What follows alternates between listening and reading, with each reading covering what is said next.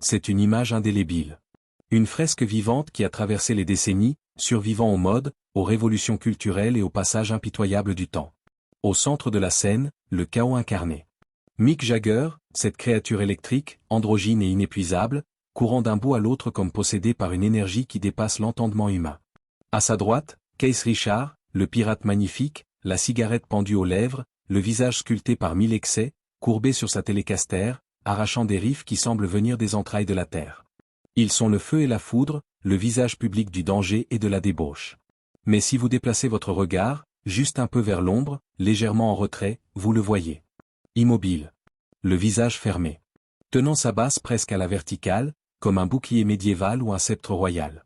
Il ne sourit pas. Il ne court pas. Il ne cherche pas votre adoration. Bill Wyman.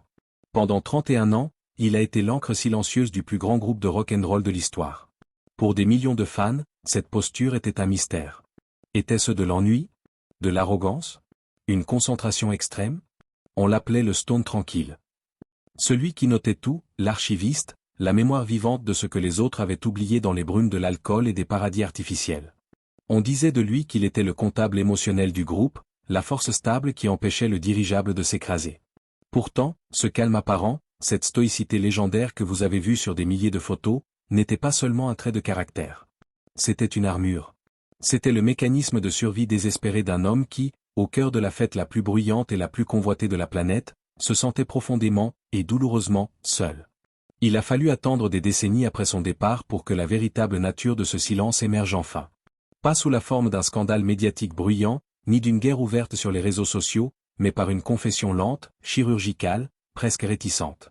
Aujourd'hui, Bill Wyman a brisé ce sceau du secret professionnel qu'il avait maintenu comme une seconde peau pendant un demi-siècle.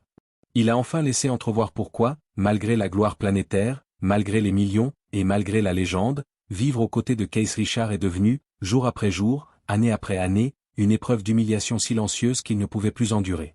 Ce n'est pas l'histoire banale d'une dispute de stars. C'est l'histoire d'une érosion. L'histoire d'un homme qui a réalisé, avec une lucidité effrayante, que pour sauver sa dignité et peut-être même sa vie, il devait s'arracher au mythe. Si vous avez déjà ressenti, dans votre propre existence, cette sensation terrible d'être utile à un groupe mais pas important pour lui, d'être présent mais invisible, alors ce récit va résonner en vous d'une manière particulière. Prenez juste un instant pour cliquer sur le pouce j'aime, c'est un petit geste pour vous, mais cela nous aide énormément à faire entendre ces histoires humaines, ces vérités fragiles qui se cachent derrière les façades de bronze de la célébrité. Pour comprendre la fin, pour comprendre cette rupture qui a stupéfié le monde du rock, il faut remonter le temps. Il faut revenir au tout début, à cet instant précis où le malentendu fondamental s'est installé comme un poison lent. Nous sommes en décembre 1962. L'hiver londonien est gris, humide, pénétrant. La scène se déroule dans un pub de quartier, le Wetherby Arms. À l'époque, les Rolling Stones ne sont pas une légende. Ils sont à peine un groupe. Ils sont fauchés, ils ont froid, ils mangent mal, et ils ont désespérément besoin d'un bassiste. Lorsque Bill Wyman, né William Perk, franchit la porte pour son audition, le contraste est immédiat, presque comique. Il ne ressemble pas aux autres. Il a déjà 26 ans. Dans le monde accéléré de la jeunesse des années 60, c'est un gouffre. Mick Jagger et Keith Richards sortent à peine de l'adolescence, ils sont encore des étudiants en art rebelles, pétris d'idéaux bohèmes et de mépris pour les conventions. Bill, lui, est un adulte. Il est marié. Il a un enfant. Il a un emploi stable. Il porte un costume cravate, pas des fripes achetées aux puces. Il a fait son service militaire dans la Royal Air Force, où il a appris la discipline, la hiérarchie, la valeur de l'effort et de la ponctualité. Dès cet instant, le fossé est creusé. Mais Bill possède quelque chose que les autres n'ont pas. Quelque chose qui va décider de son destin bien plus que ses doigts agiles sur le manche de sa basse. Il possède un amplificateur Vox AC30. C'est, à l'époque, le saint graal de l'équipement musical britannique.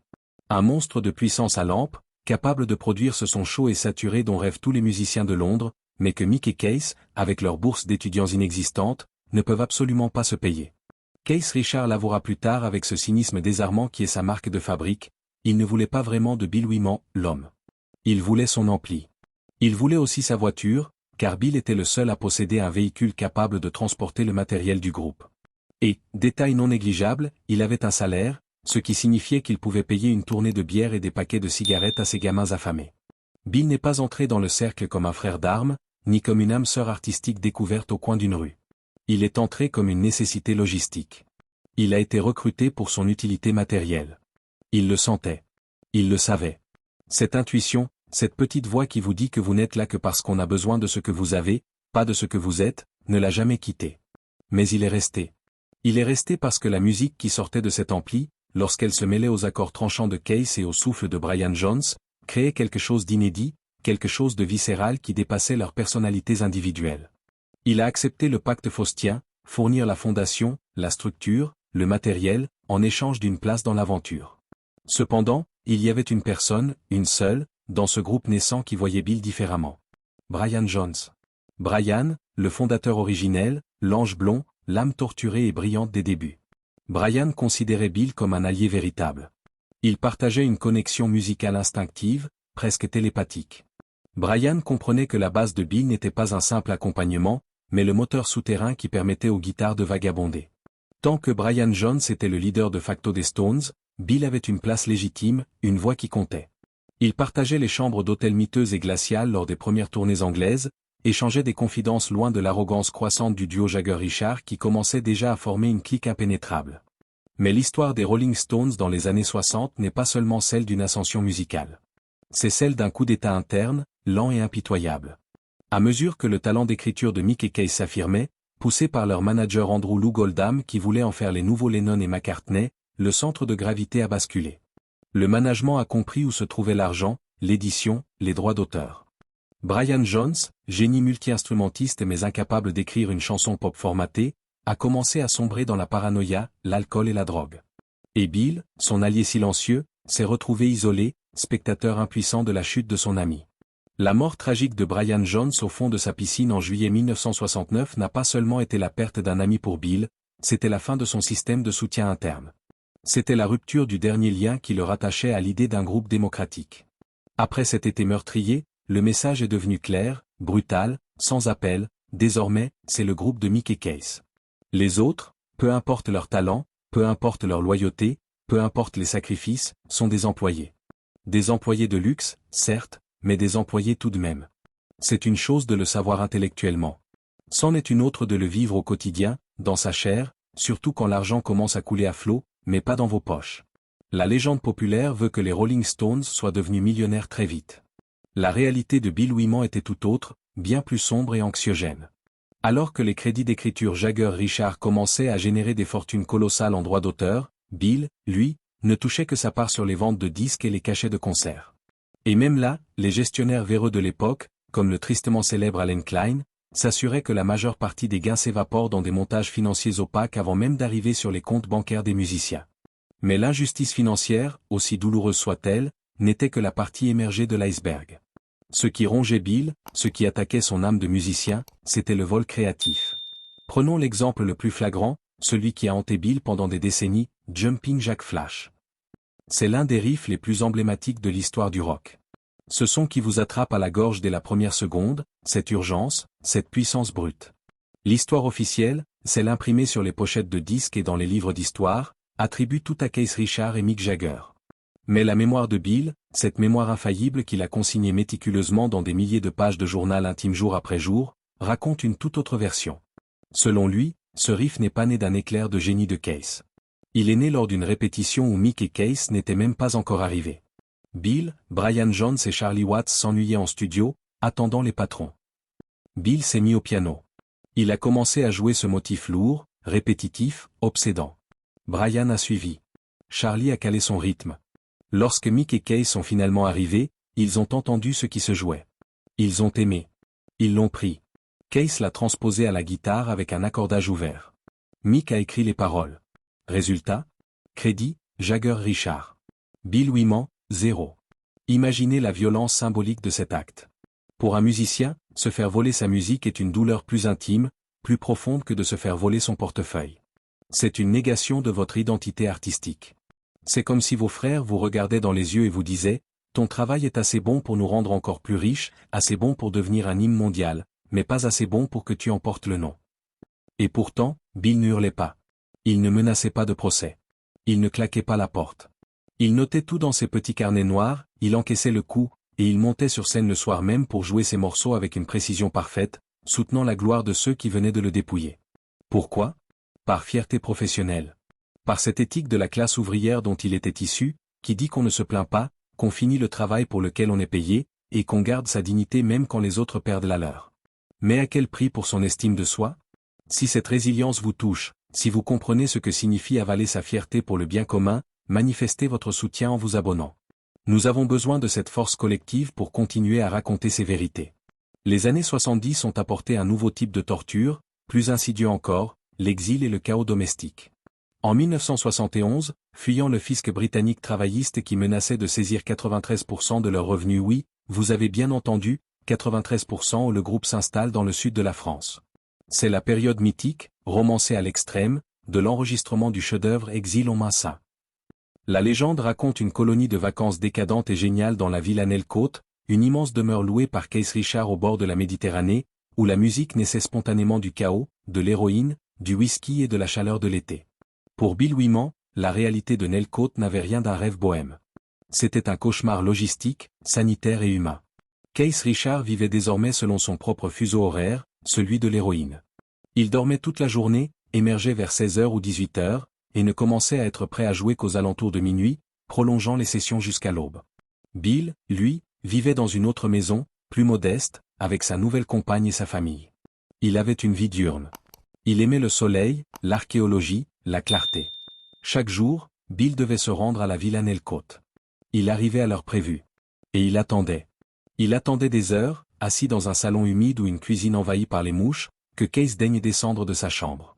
L'ambiance à la villa était toxique, irrespirable. Des dealers marseillais armés traînaient dans les couloirs, des parasites de toutes sortes, des groupies, des profiteurs profitaient de l'hospitalité floue de Keith. L'électricité sautait tout le temps. L'humidité désaccordait les instruments. Bill, sobre, lucide, observait ce cirque avec un mélange de dégoût profond et d'ennui mortel. Il se sentait comme le seul adulte coincé dans une garderie pour enfants délinquants devenus millionnaires. C'est durant ces sessions chaotiques que l'exclusion est devenue non plus seulement financière, mais physique. Sur plusieurs titres majeurs de cet album, Bill Wyman n'est même pas présent. Parfois parce qu'il en avait tout simplement assez d'attendre 6 heures pour rien et rentrer chez lui dormir. Mais souvent, et c'est là que la blessure est la plus vive, parce que Keith Richards, dans un élan d'impatience, d'arrogance ou simplement parce qu'il ne voulait pas attendre, s'emparait de la basse et enregistrait la partie lui-même avant l'arrivée de Bill. Imaginez arriver à votre bureau le lendemain matin, prêt à travailler, et découvrir que votre collègue a fait votre travail pendant la nuit. Qu'il l'a fait différemment de ce que vous auriez fait, peut-être moins bien techniquement, mais qu'il a décidé que c'était suffisant. Qu'il ne vous a même pas passé un coup de fil. Et qu'ensuite, l'album sort, est salué par la critique mondiale comme un chef-d'œuvre absolu, et que vous devez partir en tournée pour faire la promotion d'un disque où vous avez été partiellement effacé des pistes. Vous devez sourire aux journalistes, signer des autographes, alors qu'on vous a volé votre voix instrumentale. Keith Richards ne faisait pas cela par méchanceté pure ou calculée. C'était presque pire, il le faisait par indifférence totale. Pour Keith, les Rolling Stones étaient une extension directe de sa propre volonté, de son propre système nerveux. Si l'inspiration le frappait à 4 heures du matin entre 2 injections, il jouait. Il ne pensait pas à appeler Bill.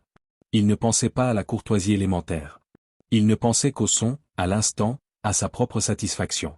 Cette vision absolutiste et égoïste de l'art a son charme romantique pour les biographes, mais pour les êtres humains qui vivent dans son orbite immédiate, c'est une violence constante, une négation de leur existence. Bill était devenu un accessoire interchangeable. Utile pour tenir la baraque en tournée, optionnel pour la création en studio.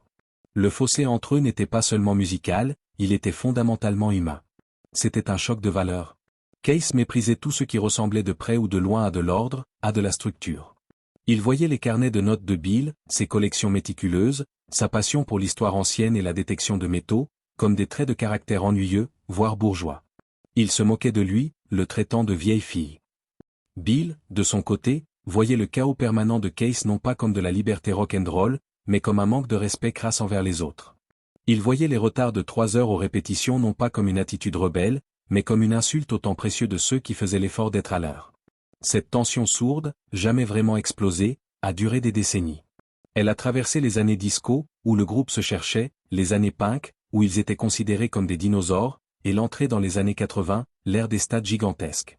Mais c'est précisément dans les années 80 que quelque chose s'est brisé définitivement, irrémédiablement. Le groupe est entré dans ce que la presse a appelé la Troisième Guerre mondiale, le conflit ouvert, haineux et public entre Mick Jagger et Keith Richards. Mick voulait moderniser le groupe, le gérait comme une multinationale efficace. Case voulait rester fidèle au racing blues, à l'esprit de gang, à la pureté sale du rock. Pendant des années, le groupe a cessé de fonctionner en tant qu'entité. Et c'est là, dans ce silence forcé, que la fragilité terrifiante de la position de Bill est apparue. Mick et Case, grâce à leur catalogue de chansons, continuaient de toucher des millions de dollars chaque année, même sans lever le petit doigt, même en restant chez eux. Bill Wyman, lui, s'est retrouvé financièrement acculé. Sans tournée, sans nouveaux albums, ses revenus s'effondraient littéralement. Il a dû gérer des découvertes bancaires humiliants, jongler avec des hypothèques, s'inquiéter pour l'avenir de sa famille. C'est une situation d'une absurdité kafkaïenne, être membre du groupe le plus célèbre du monde, être une légende vivante reconnue dans la rue, et s'inquiéter de payer sa facture d'électricité à la fin du mois parce que deux égos surdimensionnés refusent de travailler ensemble. Bill a réalisé qu'il était prisonnier. Prisonnier des caprices de deux hommes qui ne se souciaient absolument pas des dommages collatéraux de leur guerre froide. Lorsqu'ils se sont finalement réconciliés pour l'album Steel Wheel et la tournée gigantesque de 1989, Bill savait, au fond de lui, que ce serait la dernière valse. Il a regardé la machinerie monstrueuse se remettre en marche. Les scènes de la taille de gratte-ciel, les sponsors, les jets privés, les entourages de 150 personnes, les avocats, les comptables. Il a vu qu'il n'était plus qu'un minuscule rouage, bien huilé mais insignifiant, dans une industrie de divertissement massive. L'âme du groupe, cette étincelle qui avait brillé dans le petit pub de Londres en 1962, si elle avait jamais été là, était partie depuis longtemps. Sur cette tournée titanesque, Bill jouait mieux que jamais. Sa basse était lourde, précise, parfaite. Mais son cœur n'y était plus. Il y a une anecdote terrible, rarement racontée, qui date de cette époque. Lors d'un concert devant 50 000 personnes, Bill a trébuché légèrement ou a eu un petit problème technique mineur avec son instrument. Keith Richards s'est tourné vers lui. Non pas avec un sourire de complicité, non pas pour l'aider. Mais avec un regard noir, un regard de mépris, le regard d'un patron mécontent de la performance de son employé subalterne. Pour Bill, qui avait porté le groupe sur ses épaules rythmiques pendant 30 ans, qui avait été là avant la gloire, qui avait payé les bières quand il n'était rien, ce regard a été la goutte d'eau. Ce n'était pas de la colère qu'il ressentait. C'était de l'épuisement. Il ne voulait plus être l'employé de Keith Richards. Il ne voulait plus de ce rôle. Il voulait être un homme libre. Son départ, officialisé en 1993, a été traité avec un déni stupéfiant par le reste du groupe. Lorsqu'il leur a annoncé, calmement, autour d'une table, qu'il ne continuerait pas, qu'il ne ferait pas la prochaine tournée, ils ont ri. Littéralement. Ils ont pensé que c'était une blague, ou une phase dépressive. Personne ne quitte les Rolling Stones, répétait Keith à qui voulait l'entendre, sauf dans un cercueil. C'était l'arrogance ultime, penser que leur monde, cette bulle dorée et toxique, était si merveilleux que personne de sain d'esprit ne pouvait vouloir s'en échapper volontairement. Mick Jagger a même envoyé le doux Charlie Watts en mission diplomatique pour essayer de le convaincre, pensant que Bill faisait juste une crise de nerfs passagère et qu'il suffirait d'un peu de flatterie pour le faire rentrer dans le rang. Mais Bill était sérieux. Terriblement sérieux. Il a refusé les millions garantis de la tournée suivante. Il a refusé la gloire continue. Il a choisi l'inconnu. Et la réaction de ses anciens frères, ceux avec qui il avait partagé sa vie, a été glaciale. Mick a minimisé son rôle dans la presse avec une désinvolture blessante, laissant entendre qu'un bassiste était facilement remplaçable par n'importe quel musicien de studio compétent. Keith a pris cela comme une trahison personnelle, une désertion impardonnable face à l'ennemi. Ils ont coupé les ponts émotionnels instantanément. Après 30 ans de vie commune, Bill s'est retrouvé effacé de l'histoire officielle, remplacé sur scène par Daryl Jones, un excellent musicien de jazz, techniquement irréprochable, mais un salarié qui n'avait pas l'histoire, pas les cicatrices, pas la mémoire commune. Pendant des années, Bill est resté discret. Il n'a pas lavé son linge sale en public. Il a ouvert un restaurant, Sticky Fingé. Il a écrit des livres sur l'histoire du blues, sur ses collections. Il s'est consacré corps et âme à sa passion pour l'archéologie amateur, arpentant les champs anglais avec son détecteur de métaux, cherchant des pièces romaines plutôt que des applaudissements. Il a trouvé une paix intérieure qu'il n'avait jamais connue sur la route. Il a refait sa vie, loin du bruit, entouré d'une nouvelle famille. Mais la question des fans, des journalistes, du monde entier, revenait toujours, lancinante. Pourquoi ? Pourquoi partir ? Pourquoi renoncer à être un Rolling Stone ? Et c'est là, très récemment, alors qu'il est entré dans l'hiver de sa vie, qu'il a prononcé ces mots qui ont tout éclairé, dissipant les rumeurs. Interrogé une nouvelle fois sur sa relation avec Keith Richards, il n'a pas utilisé de langue de bois. Il n'a pas cherché à protéger le mythe. Il a dit simplement, avec une honnêteté désarmante, nous ne nous sommes jamais vraiment entendus. Nous venons de mondes différents. Il a expliqué qu'il n'avait aucune rancœur active, aucune haine, mais aussi aucune envie, absolument aucune, de le revoir. Il a décrit Case non pas comme un monstre maléfique, mais comme quelqu'un d'épuisant, quelqu'un qui exige une soumission totale et inconditionnelle à son mode de vie destructeur. Si vous n'êtes pas dans le trip de Case, vous êtes contre Case. Il n'y a pas de milieu. Mais Bill est allé plus loin. Il a touché à quelque chose de très simple, de très humain, qui dépasse la musique.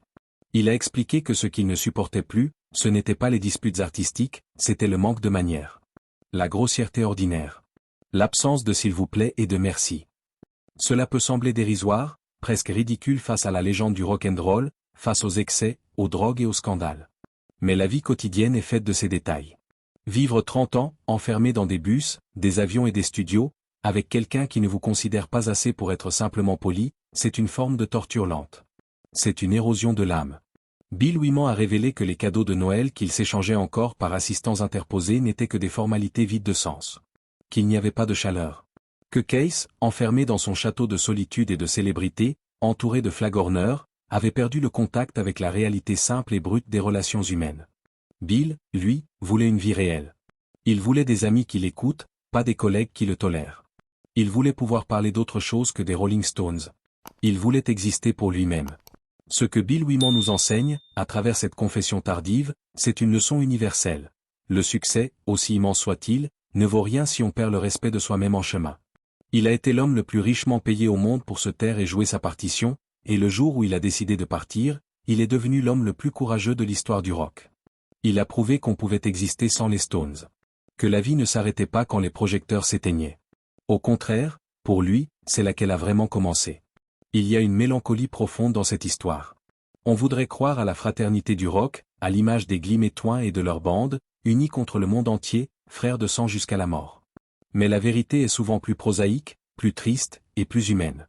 C'est l'histoire d'un mariage professionnel qui a duré trop longtemps, maintenu artificiellement en vie par l'habitude, la peur du changement et l'argent, mais vidé de son amour et de son respect mutuel depuis des décennies. Bill Wyman a été le premier à avoir le courage de signer les papiers du divorce, de regarder la vérité en face et de dire « ça suffit ». Aujourd'hui, quand vous écoutez Jim Shelter, Painted Black ou Sympathy for the Devil, essayez d'isoler la ligne de basse. Ne vous laissez pas distraire par la voix de Mick ou les riffs de Case. Écoutez cette pulsation profonde, régulière, inventive, mélodique. C'est la voix de Bill. Elle est là, indélébile. Ils ont peut-être pu l'effacer des photos de presse récentes, ils ont peut-être pu minimiser son rôle dans les documentaires officiels, mais ils ne pourront jamais l'enlever de la bande magnétique. Il est le cœur battant, le pouls vital de l'âge d'or des Rolling Stones. Et peut-être que sa plus grande victoire, celle qui vaut tous les disques de platine, est de pouvoir aujourd'hui regarder tout cela de loin, assis dans son jardin anglais, entouré de ses trouvailles archéologiques, en sachant qu'il a eu le dernier mot. Non pas en hurlant plus fort que les autres, mais en ne disant rien pendant 30 ans, et en partant quand il l'a décidé, selon ses propres termes. Si cette plongée dans l'intimité complexe et douloureuse des Rolling Stones vous a touché, si vous pensez que l'histoire est toujours plus nuancée que la légende officielle, je vous invite chaleureusement à vous abonner à la chaîne. Ici, nous explorons les zones d'ombre des icônes que nous aimons, non pour les détruire, mais pour les comprendre dans toute leur humanité, avec leurs failles et leur grandeur. Laissez un petit commentaire pour nous dire quel autre musicien de l'ombre, quel autre oublié de l'histoire mériterait d'être mis en lumière. Votre soutien, vos mots, sont essentiels pour que nous puissions continuer ce travail de mémoire. L'histoire de Bill Wyman n'est pas seulement celle d'un bassiste célèbre. C'est celle de chacun d'entre nous qui a un jour dû choisir entre le confort d'une situation établie mais toxique, et le risque terrifiant de l'inconnu pour retrouver sa liberté. C'est une leçon de classe, d'élégance et de dignité. Et finalement, peut-être que le véritable rock'n'roll, ce n'est pas de jeter une télévision par la fenêtre d'un hôtel ou de survivre à des doses massives de stupéfiants. Peut-être que le véritable rock'n'roll, c'est d'avoir la force intérieure de dire non à Keith Richards, de ranger sa basse dans son étui, de rentrer chez soi, d'embrasser ses enfants et de vivre heureux. C'est une réflexion qui mérite qu'on s'y attarde longuement. Car à la fin, quand les lumières du stade s'éteignent, quand les cris de la foule se taisent et que le silence retombe, il ne reste que l'homme face à son miroir. Et Bill Wyman, aujourd'hui, peut se regarder sans cligner des yeux. Il a survécu à l'ouragan. Il a gardé son âme. Et ça, c'est un exploit bien plus grand, bien plus rare, que n'importe quelle entrée au Hall of Fame. Merci infiniment d'avoir pris le temps d'écouter cette histoire jusqu'au bout. On se retrouve très vite pour une autre exploration des vies extraordinaires qui se cachent derrière les mythes. Prenez soin de vous.